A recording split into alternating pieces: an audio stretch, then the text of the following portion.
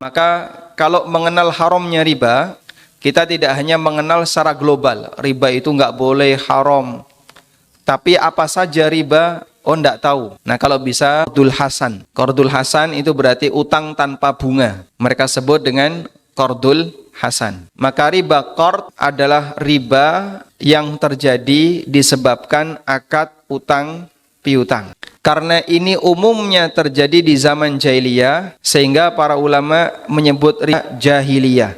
Sebab umumnya yang terjadi di zaman jahiliyah adalah riba jenis ini, yaitu riba qard. Baik, riba inilah yang diharamkan oleh Allah dan mendapatkan ancaman keras dalam Al-Quran. Karena riba ini murni kezaliman, di mana orang utang lalu nanti saat mengembalikan dia diwajibkan untuk membayar lebih. Maka kelebihan itu adalah murni kezaliman. Sing jengene wong utang itu butuh atau tidak? Butuh tidak? Butuh. Kudune wong butuh niku ditulungi. Namanya orang butuh seharusnya diapain? Ditolong. Dipahami ya? Karena itulah Allah Subhanahu wa taala memberikan ancaman. Siapa yang minta kelebihan ketika ngutangi orang lain, padahal itu sudah dilarang, maka dia ditantang perang oleh Allah Subhanahu wa taala. Sebagaimana yang Allah firmankan di surat Al-Baqarah ayat 278 dan 279 di halaman 71. Ya ayyuhalladzina amanu taqullaha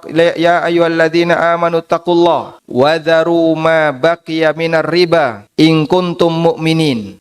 Wahai orang-orang yang beriman, bertakwalah kepada Allah dan tinggalkan sisa-sisa riba kalau kalian beriman. Fa illam taf'alu fa'dhanu biharbim minallahi wa rasulih. Kalau kamu tidak mau meninggalkan sisa riba, maka umumkan untuk perang dengan Allah dan Rasulnya. Ancamannya apa, Bu? Ditantang perang. Perang kok sama Tuhan, kira-kira menang nggak? Nggak mungkin.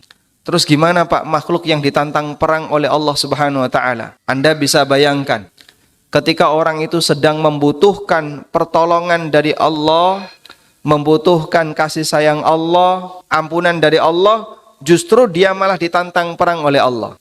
Berarti berapa persen dia dapat ampunan dari Allah? Sangat kecil sekali. Itulah kondisi pemakan riba yang dia ditantang perang oleh Allah Subhanahu wa taala di akhirat. Monggo hati-hati bagi orang yang pernah memiliki sumber pendapatan dengan cara nganakno duit dadi bank pelecit, gitu. Dia ngasih utang 500 dadi 550, sak yuto dadi pinten biasa nih? Sak yuto 100. Nanti kalau 2 juta jadi 2.200.000. Kemudian dia tagih setiap pekan, minta tambahan. Orang ini nek gak tobat, sesuk neng akhirat ditantang perang oleh Allah Subhanahu wa taala. Dan kita bareng-bareng memusuhi mereka. Karena praktek seperti ini dosa besar, tidak boleh dibiarkan, sehingga masyarakat harus disadarkan. Nah terus Pak, nek awake dhewe dadi wong butuh pripun? Terutama bagi para pedagang ya, yang butuh mendapatkan tambahan modal. Kadang ra sabar, lalu utang bank pelecit. Karena yang paling gampang, nek utang bank-bank yang resmi itu kan butuh syaratnya banyak. Kudu fotokopi ngene, fotokopi ngene, fotokopi ngene, engko dicek dhisik, harus ke rumah dulu, lihat, diverifikasi, baru dikabulkan. Tapi kalau utang bank pelecit gampang, mengwaton fotokopi KTP, mungkin cukup BPKB jadi jaminan, duitnya metu. Dan bahkan kadang diiklankan, proses mudah, 1 jam cair, nggak pakai agunan, begitu ya. Sehingga orang dipromosi, difasilitasi, dimudahkan, ayo utang, ayo utang. Tapi di balik itu, dia ingin mengambil keuntungan yang banyak. Orang seperti ini kalau tidak bertaubat, mendapatkan ancaman dari Allah Subhanahu wa taala kelak di akhirat, ditantang perang oleh Allah Subhanahu wa taala. Terus sing utang dosa boten?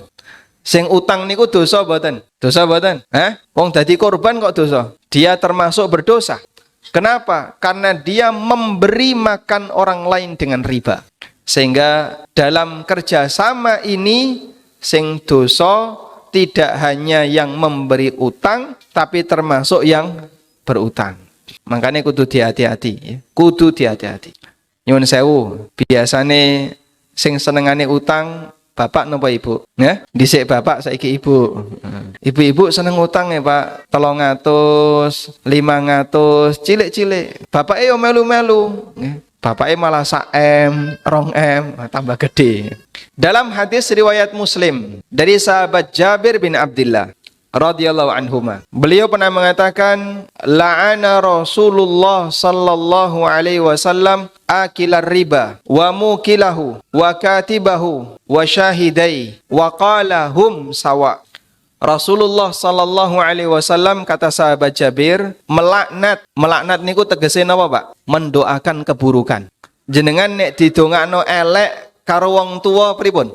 Wedi. Sehingga misalnya ada orang tua yang saking jengkel sama anaknya, lalu mendoakan keburukan bagi anaknya, dirungokno anaknya mendengarkan. Kira-kira gimana? Dia akan ketakutan sampai dia minta maaf, ibu tolong jangan doakan saya dengan doa seperti itu, wedi engko ndak uripe gak karuan.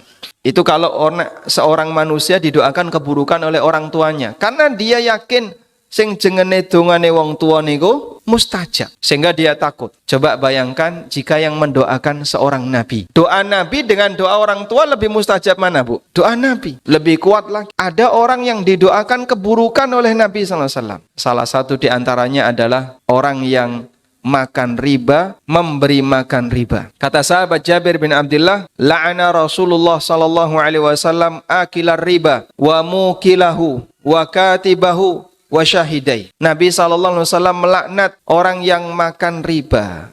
Makan riba niku napa? Sing nampa bunga niku wau, bank plecit, bank titil atau bank ribawi yang dia menerima kelebihan dari akad utang piutang. Wa mukilahu, sing ngeloloi riba, yang ngasih makan riba, yaitu nasabahnya. Utang 1 juta, bayar 1 juta 100. Tambahan 100 yang dia berikan, itu berarti sama dengan apa? Memberi makan riba. Sehingga sing dosa tidak hanya yang menerima bunga, termasuk juga yang memberi bunga. Sebab dosa ini terjadi atas kerjasama akad yang dilakukan oleh mereka. Wa katibahu, sing tukang nyatet napa, Pak? Nyatet akad yang terjadi. Sinten niku? Notaris. Dia membuat draft akad, sehingga dia mencatat akadnya. Wa syahidai, dan sing dadi saksi, sing melu lungguh, melu tanda tangan dadi saksi. Makanya kadang begini ya, ada sebagian orang yang dia itu sudah sadar riba dosa besar. Lalu ada salah satu di antara saudaranya mau utang bank, jaminannya sertifikat tanah. Nah, piyambake tanglet, Pak Ustadz, dulur kula niku pengen utang, jaminannya sertifikat tanah, saya diminta tanda tangan. Karena kan anggota keluarga semuanya diminta persetujuan, tanda tangan saudara, kakak pertama, kakak kedua, termasuk suami istri. Boleh enggak saya ikut tanda tangan? Wong aku ya ora melu utang, sing utang dulurku. Wong aku diminta tanda tangan karena ini harus persetujuan satu keluarga, sebab ini sertifikat tanah milik keluarga. Maka kita sampaikan, Allah berfirman, wala ta'awanu 'alal itsmi wal udwan. Jangan tolong-menolong dalam dosa dan maksiat. Ini justru kesempatan bagi jenengan. Jangan mau tanda tangan biar maksiat ini tidak terjadi. Nek jenengan ikut tanda tangan, mongko maksiat ini akan terjadi. Sehingga bertahan. Wah, nek koyo ngene marono padu sak keluarga. Itulah konsekuensi ketika orang bertahan dalam kebenaran. Yang Anda alami lebih ringan daripada apa yang dialami oleh Rasulullah sallallahu alaihi wasallam. Nabi Muhammad SAW itu dimusuhi oleh Abu Lahab. Abu Lahab niku sinten? Paman beliau, pamannya sendiri. Ada di antara Bani Hashim yang memusuhi Nabi SAW. Sehingga sampai terjadi pecah saudara ketika Rasulullah SAW berdakwah. Demikian pula yang dialami oleh para sahabat. Ada di antara mereka yang pisah dengan istrinya, pisah dengan suaminya, ada yang rebutan anak, ada yang sampai perang keluarga, ada yang dimusuhi bapaknya, dimusuhi anaknya. Karena konsekuensi ketika orang itu berpegang dengan kebenaran, terkadang dimusuhi oleh orang yang ingin melakukan kebatilan. Nek jenengan sabar, kuat-kuatan. Siapa yang lebih sabar, dia yang lebih kuat.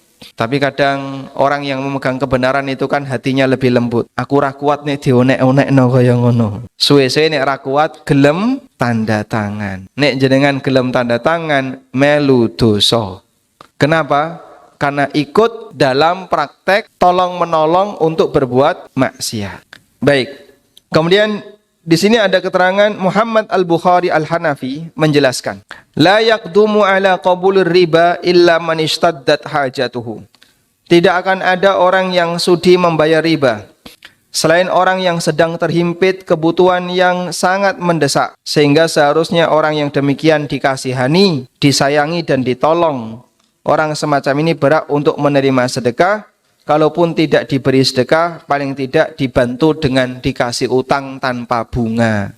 Nek jenengan boten saged sedekah, nggih minimal diutangi, rasa njaluk tambah. Begitu ya. Baik. Kemudian jamaah yang dimuliakan Allah, Nabi SAW juga pernah menegaskan, riba jahiliyah tidak boleh lagi diperlakukan. Riba jahiliyah dihapus dari awal, dan pertama kali dihapus ada riba yang pernah dipraktekkan oleh Abbas bin Abdul Muthalib. Di halaman 72 bagian akhir, Rasulullah SAW pernah bersabda, waribal jahiliyati maudu'un wa awwalu riban adauhu ribal Abbas bin Abdul Muthalib fa innahu maudu'un kulluhu. Riba jahiliyah adalah riba yang maudhu', yang dihapus. Pertama kali yang aku hapus adalah riba pamannya sendiri, Abbas bin Abdul Muthalib. Karena dulu Abbas ini pernah nganakno duit, ngutangi masyarakat yang ada di sekitarnya, lalu beliau minta tambahan. Ketika ada ayat tentang haramnya riba, maka Nabi SAW mengumumkan, yang pertama kali saya hapus adalah riba pamanku, yaitu Abbas bin Abdul Muthalib. Artinya maksiat itu kalaupun terjadi di lingkungan keluarga, tidak boleh dibelani karena alasan keluarga. Sehingga maksiat ya maksiat. Meskipun saya ngelakoni keluarga, mbok saya ngelakoni anak yang tercinta, atau suaminya, atau siapapun, yang namanya maksiat adalah maksiat, tidak boleh dibela, meskipun pelakunya adalah keluarganya sendiri. Maka Nabi SAW mengatakan bahwasanya riba Abbas bin Abdul Muthalib aku hapus, fa innahu maudu'un kullahu, karena semua riba itu dihapuskan, tidak boleh lagi dipertahankan. Baik, sekarang muncul pertanyaan, kalau sudah terlanjur Pak, di mana kejadiannya itu di masa silam. Lagi nek wis ndisik-ndisik pripun? Kan kita sudah utang, sementara utang itu sudah berlalu di masa silam. Baik, kalau sudah terlanjur, maka yang perlu dilakukan adalah tobat nomor 1. Jaluk ngapura kepada Allah Subhanahu wa taala atas kesalahan di masa silam yang pernah dilakukan. Pernah praktek riba, pernah utang bank, atau ngutangi orang minta tambah. Yang kedua, jika posisi kita sebagai orang yang memberi utang, maka kita hanya boleh mendapatkan senilai yang pernah kita utangkan. Saya ulang ya. Dhisik pernah ngutangi, ada bunganya. Lalu sekarang udah tobat. Terus kita berhak untuk nagih enggak? Boleh. Tapi hanya senilai berapa? Senilai yang pernah kita utangkan. Lebih dari itu hukumnya haram. Dulu pernah melakukan itu karena nggak ngerti, karena nggak tahu hukumnya. Sekarang sudah ngerti, sudah ikut kajian tentang masalah riba, maka pada saat nagih hanya boleh nagih senilai yang pernah diutangkan, tidak boleh lebih. Sudah? Jika yang ketiga, jika posisi kita sebagai nasabahnya, sebagai nasabah berarti sebagai orang yang berutang, maka perjuangan yang dilakukan adalah menawar agar tidak membayar bunga. Perjuangannya adalah menawar agar tidak membayar bunga, sehingga mau bayar pokoknya saja. Napa saged Pak dicobi mawon, ya? Nanti minta nyuwun tolong ya. Ini bayar pokoknya saja, bunganya nggak usah saya bayar. Nggak bisa Pak, sesuai perjanjian harus membayar bunga. Itu dosa besar. Nanti jenengan ditantang perang oleh Allah kalau tetap minta bunga. Maka wahai bang pelecit, ittaqullah, bertakwalah kepada Allah. Nek dilekno kaya ngono kira-kira ditampa mboten? Hah? Aku lo itu nek sholat neng gereja ya Pak. Oh, berarti salah nih, salah dalil. Karena kalau dipakai dalil seperti ini kan nggak nyambung, sebab beda agama. Tapi dikasih peringatan ya. Jadi jenengan nawar kasih peringatan, kalau bisa bunganya dinolkan, walhamdulillah. Okay. Nah biasanya praktek di sekitar kita yang seperti ini ada di koperasi simpan pinjam. Nah, menikah harus diwaspadai ya. Simpan pinjam itu boleh atau tidak? Simpan pinjam niku boleh atau tidak? Boleh, asal nilainya sama. Nyileh 500, balik 500. Nyileh 1 yuta, balik 1 yuta. Kalau seperti itu silahkan. Tapi kalau pinjam 500, nanti balik jadi 550, ini dosa besar. Dan kalau jenengan sudah terlanjur pinjam di koperasi, maka nanti silahkan menawar ke pihak koperasi, saya mau lunasi, tapi dengan syarat pokoknya saja bunganya tidak bayar. Baik, selanjutnya, apakah diperbolehkan bagi kita ketika bayar utang dikasih kelebihan? Apakah boleh nalikane bayar utang ngasih kelebihan? Di buku ini ada ya, di buku ada riba ini, di buku ada apa dengan riba, itu ada. Tapi saya sampaikan di awal, meskipun pembahasan itu ada di belakang. Jawabannya dibolehkan dengan 3 syarat. Boleh dengan 3 syarat. Satu, tidak ada kesepakatan di awal. Saya ulang ya, pertanyaannya tadi apa? Bolehkah memberi kelebihan ketika bayar utang? Jawabannya, boleh dengan 3 syarat. Nomor 1, tidak ada kesepakatan di awal. Yang kedua, bukan atas permintaan dari pihak yang memberi utang. Bukan atas permintaan dari pihak yang memberi utang. Sudah? Kalau tidak ada kesepakatan di awal, tapi pihak yang memberi utang minta, misalnya, jenengan utang 1 juta, terus baleno 1 juta. Sing ngutangi tanya, mosok kok yo rano tambahane to Mas? Mbok saidik-idik seikhlasnya aja ndak apa-apa.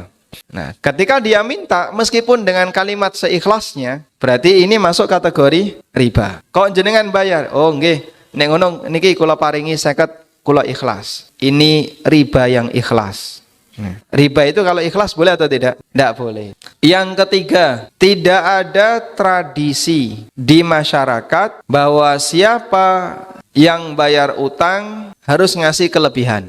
Tidak ada tradisi di masyarakat bahwa siapa yang bayar utang harus ngasih kelebihan. Kalau ada tradisi di masyarakat, hukumnya riba, meskipun tidak ada kesepakatan. Contoh, okay? Ada anggota RT yang baru, lalu ikut rapat RT. Kemudian di situ ada simpan pinjam RT.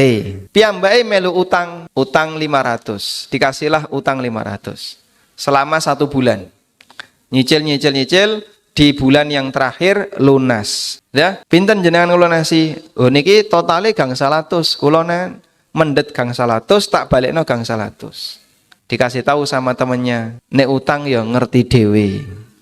Maksudnya gimana Pak? Ya namanya orang bayar utang ya ngerti dewe. Sing jengene budaya utang itu seperti apa? Kue kudu ngerti. Itu berarti tidak ada kesepakatan. Kemudian Pak RT juga nggak minta, tapi dia beralasan dengan tradisi. Mas biasane neng kene iki nek bayar utang biasane nggih kula kandhani biasane ya nambahi. Sampean ya kudu ngerti dewe. Akhirnya dia nambahi. Oh nggih. Niki kula tambahi 50. 50.000 yang dia serahkan ini namanya riba ngerti dewe. Apa hukumnya?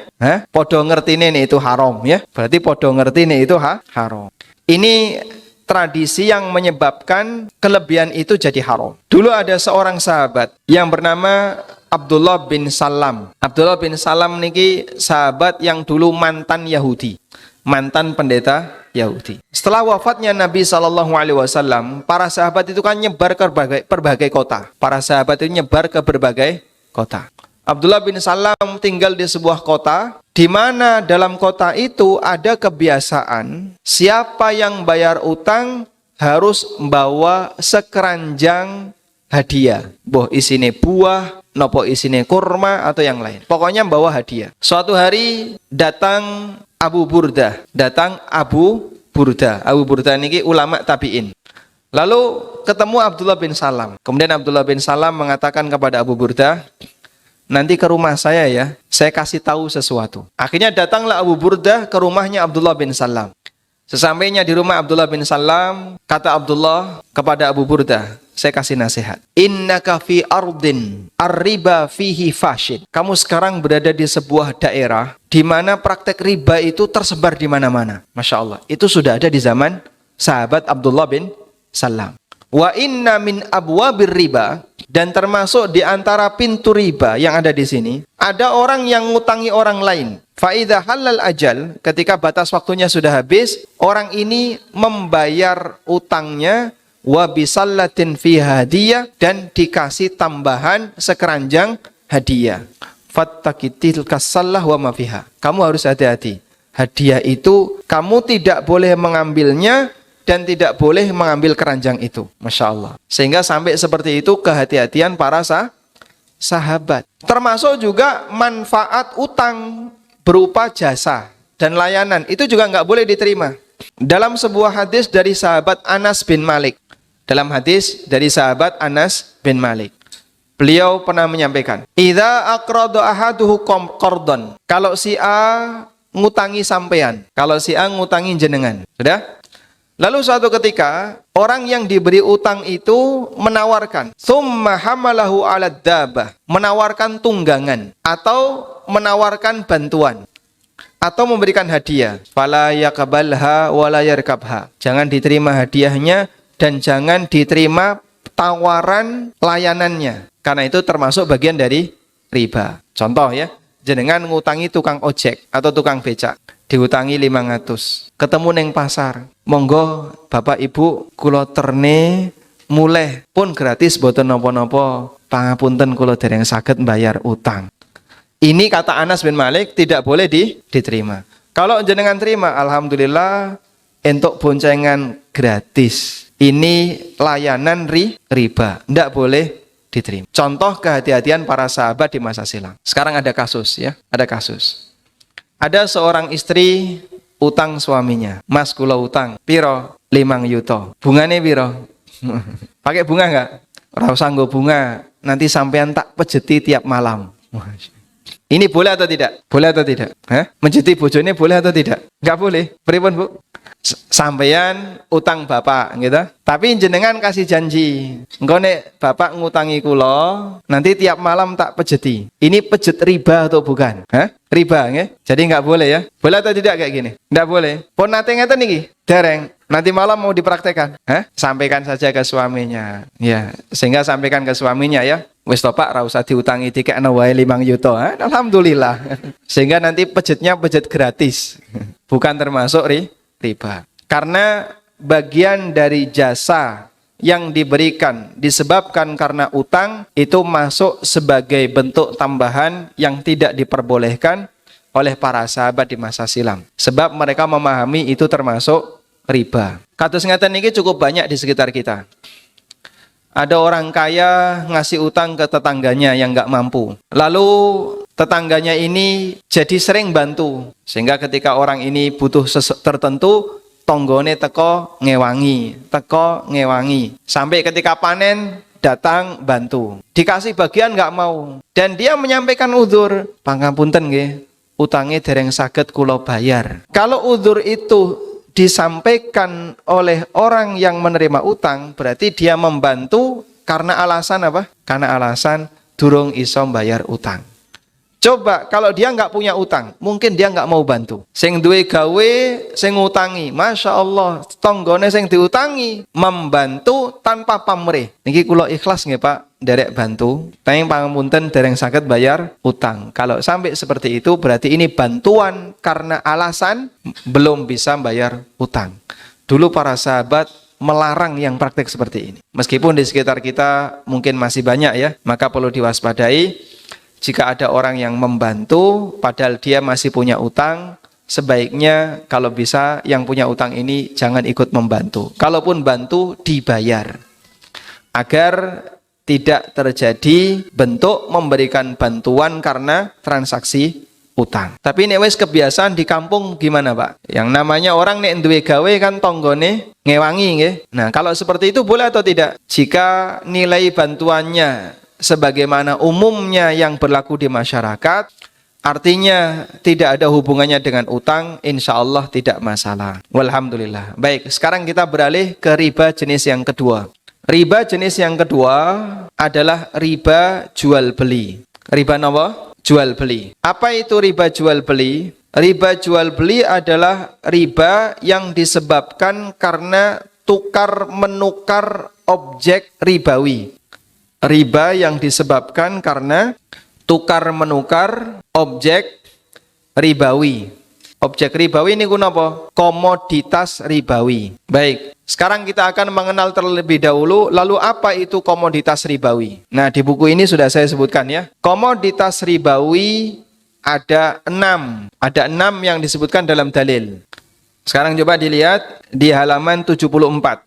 Dalam hadis dari Ubadah bin Samit, Rasulullah sallallahu alaihi wasallam pernah bersabda, "Adz-dzahabu bidz-dzahab, wal fidda bil fidda, wal bur bil bur." Emas dengan emas, perak dengan perak, gandum halus dengan gandum halus, gandum kasar dengan gandum kasar, kurma dengan kurma, garam dengan garam. Wonten pinten? Pinten? 6. Sekarang coba diulang. Emas, perak, gandum halus, gandum kasar, kurma, garam. Ada berapa? 6. Nabi SAW mengatakan, mithlan bimithlin. Kalau dipertukarkan, wajib podo. Tidak boleh ada selisih. Sawaan bisawain, harus sama. Yadan biyadin, dilakukan dari tangan ke tangan. Artinya harus tunai. Fa'idah talafat hadhil asnaf, kalau beda jenis, fabi'u kaifa syi'tum, boleh ada selisih, ma idza kana yadan biyadin, selama dilakukan dari tangan ke tangan, alias tunai. Baik, sekarang coba diperhatikan penjelasannya kayak gini ya. Benda ribawi wonten 6. Coba diulang. Baik. Emas, perak, sampai garam ya. Dari 6 ini dibagi menjadi 2. Benda ribawi ada 6 dibagi menjadi 2. Benda ribawi kelas 1, benda ribawi kelas 2. Dibagi jadi 2, kelas 1 dan kelas 2. Yang kelas 1 emas dan perak. Yang kelas 1 emas dan perak. Turunannya adalah semua mata uang yang berlaku di masyarakat. Turunannya adalah semua mata uang yang berlaku di masyarakat. Sudah di sini dipahami insyaallah? Baik. Yang kelas 2, gandum halus, gandum kasar, kurma dan garam. Turunannya adalah semua bahan makanan pokok yang bisa disimpan. Turunannya adalah semua bahan makanan pokok yang bisa disimpan. Contohnya apa? Beras, tepung, gula, dan seluruh turunannya, termasuk minyak goreng. Ini semuanya adalah turunan benda ribawi jenis yang kelas yang keberapa? Yang kedua. Baik, sampun. Sekarang aturannya. Kalau di buku di halaman 76 ya. Sebenarnya kalau punya buku bisa dibaca. Ini saya sampaikan ringkesannya saja. Niku buku siji nggih wong loro. Napa le tumbas urunan. Mboten napa-napa nggih. Yang penting pokoknya dibaca. Loh dulu kan seperti itu nggih. Santri niku buku siji nggih wong telu, tukune urunan ya. Sehingga saat belajar niku gantian. Enggak apa-apa ya. Yang penting pokoknya dipelajari. Sekarang aturannya. Jika ditukar sejenis, maka wajib tunai dan sama kuantitas. Jika ditukar sejenis, maka wajib tunai dan sama apa? Kuantitas. Contoh sejenis niku pripun, Pak? Emas dengan emas. Niki napa? Sejenis. Maka wajib tunai dan sama kuantitas. Baik. Contohnya Pak yang di praktek lapangan. Misalnya, jenengan mau menukar rupiah dengan rupiah. Sejenis tidak ini? Sejenis. Misalnya ada orang mau nukar ya. Wagiem dengan sumiah ya. Yang siji bakul bakso, siji bakul soto. Di sini nggak ada namanya itu kan? Kalau nggak ada saya ganti ya. Kalau ada saya ganti. Nggak ada ya, sehingga tidak menyinggung ya. Ini wagiem bakul bakso. Konsumen pertama datang, gawa duit 50.000. Tuku bakso 10.000. Berarti susuk pinten? 40. Buka laci kosong nggak ada duit. Buka dompet, ini baru pelanggan pertama nggak ada duit. Akhirnya dia datang ke Sumiah. Yusum, saya mau tukar uang 50. Yusum baru punya 20. Iki onone mong 40. Nek 50 ra duwe. Oh, gak apa-apa. Aku ya mong butuh 40. Akhirnya dikasihkan uang 50.000. Lalu Wagiem ngambil 40.000. Dikasihkan ke konsumennya. Niki susuke 40.000. Konsumen pulang. Sudah? Praktek yang terjadi antara Wagiem dengan Sumiah ini riba nasi'ah. Kok bisa, Pak? Karena tidak sama. Sing siji 50.000, sing siji pinten? 40. Berarti sama atau beda? Beda. Yang 10 nyusul. Wongko gampang sing 10, engko nek aku wis entuk duit 10 tak gekno awakmu. Ini ndak boleh. Kalau ini dilakukan jadinya praktek riba. Bakul neng pasar kaya ngene iki gak ngerti. Pernah mengalami kejadian kayak gini, Ibu-ibu? Nah ya, di pasar banyak yang kayak gini. Banyak. Nukar uang 50, ya sudahlah, saya butuhnya cuma 30, dikasih 20, 10. Sing 20 nyusul. Menyusul ini masuk dalam kategori riba nasi'ah. Hukumnya terlarang. Wah, nek koyo ngene kathah, Pak, di tengah masyarakat. Makanya inilah manfaatnya belajar, karena orang kalau belajar dia bisa lebih hati-hati dalam bersikap dan bertransaksi. Sudah? Nah, karena itu kalau sudah ngerti, sampaikan kepada teman-temannya yang lain. Kowe nek ijol duit kudu podo, cacahe podo. Utuh 50.000 dengan pecahan 20, 20, 10 harus sama. 100.000 dengan 50 berarti kudu dapat 50, 50 dengan 100.000 harus sama. Tidak boleh ada yang berbeda. Dipahami insyaallah ya? Baik. Contoh yang lain. Ada orang punya emas, cincin emas ya. Dia punya cincin emas yang dibeli pada tahun 2000, 20 gram. Insyaallah. Cincin emas 20 gram dibeli tahun 2000. Iku antepe kaya apa ya? Lalu di tahun 2020 mau ditukar dengan cincin emas yang sama. Biasanya cincin itu pinten gram? Hah? Biasanya pinten gram? 3 atau 5? Baik, 5 saja ya. Ini beli cincin emas 5 gram di tahun 2000. Tahun 2020 mau ditukar dengan cincin emas yang baru. Ditukar dengan cincin emas yang baru di tahun 2020. Dengan berat yang sama, 5 gram juga. Pertanyaannya, nombok atau tidak? Nombok nggih. 5 gram yang lama plus 200.000. Nanti bisa dapat 5 gram yang baru. Tambahan 200.000 menika masuk kategori riba fadl. Karena kan emas dengan emas, tapi ada tambahan duit.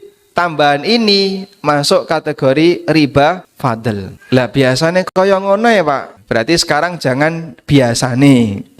Harus ada perubahan. Sebab praktek seperti ini tidak diperbolehkan. Insya Allah paham? Baik, contoh yang ketiga. Jenengan panen beras rojo lele. Sudah? Setelah panen digiling, arep dipangan isin. Kok bisa beras apik kok dipangan? Biasanya nek wong Jawa sing apik diapakno? Didol. Karena dia merasa ini beras yang bagus, mau dimakan eman, akhirnya dia tukar ke temennya yang punya beras raskin atau beras 64. Aku duwe beras rojo lele 2 kintal. Tak tukar karo beras 64 punya kamu. Tukar 3 kintal. 2 kintal ditukar 3 kintal. Sing rojo lele 2 kintal, sing beras 64 3 kintal. Praktek kayak gini riba fadl. Ndak boleh. Mboten parang nggih. Ada yang kayak gini. Misalnya beras 64 karo bramung. Nah, ditukar. Ini Pak Ustadz kok ngerti beras toh? Kulon dhisik bakul beras. Jadi ini ditukar dengan ini. Ketika ada selisih karena beda kualitas, itu masuk dalam kategori riba fadl. Hukumnya ndak boleh. Sehingga beras kalau ditukar dengan beras wajib sama beratnya.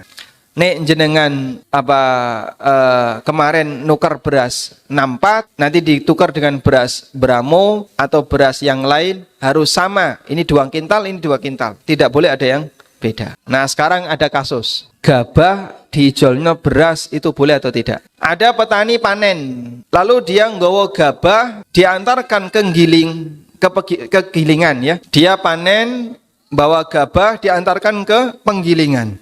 Nggawa gabah 2 kintal ditukar karo beras karo tengah kintal. Ngoten nggih? Itu boleh atau tidak? Boleh atau tidak? Tidak boleh. Kenapa? Karena ada selisih. Terus solusinya bagaimana Pak? Solusinya dijual dulu. Beras 2 kintal didol, entuk duitnya dipakai, atau gabah 2 kintal dijual, dapat uangnya dipakai untuk beli beras. Dapatnya berapa? Silahkan. Meskipun nanti ada selisih.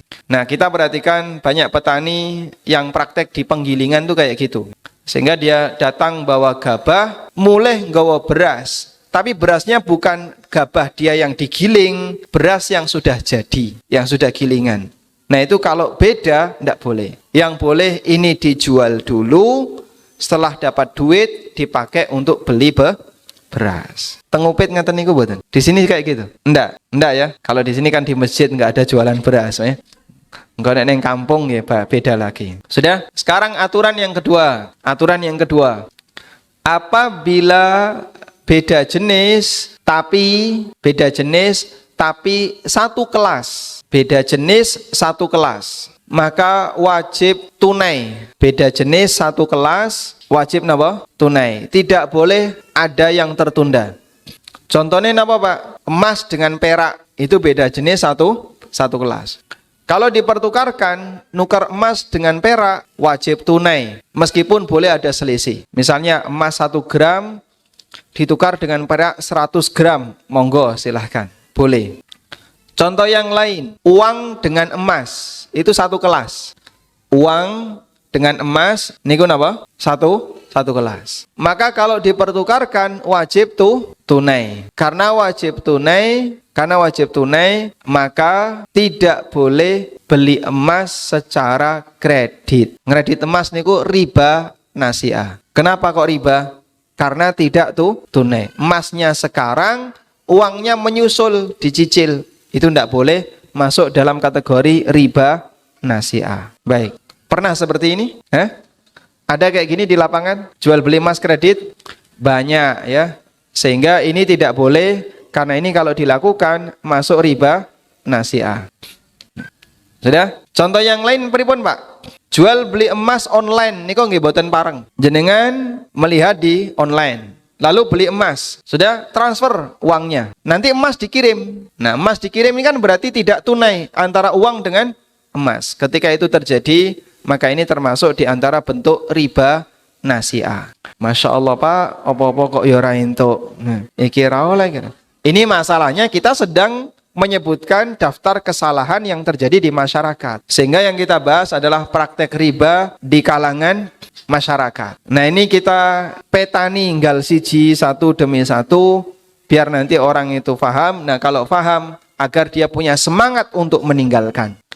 Baik, berarti kalau beli emas caranya gimana? Ono duit, ono emas dalam satu tempat, tidak boleh tertunda. Sehingga kalau orang itu beli emas, wajib tunai. Dodolan emas juga harus dibayar secara tunai. Nek sing tuku orang jauh bagaimana? Yang beli di Jakarta, yang jual di Klaten. Bagaimana solusinya agar bisa terjadi jual beli emas jarak jauh? Di YouTube ANB Channel itu ada salah satu penjual emas mini gold, ya. Beliau sering bertanya tentang masalah ini. Karena beliau jualannya ada di daerah A, pembelinya dari Jakarta, dari Surabaya, dari mana-mana. Dan tidak mungkin hanya untuk beli emas 0,1 gram teko ke kotanya, itu biayanya lebih mahal. Emasnya harganya cuma 100.000, 200.000.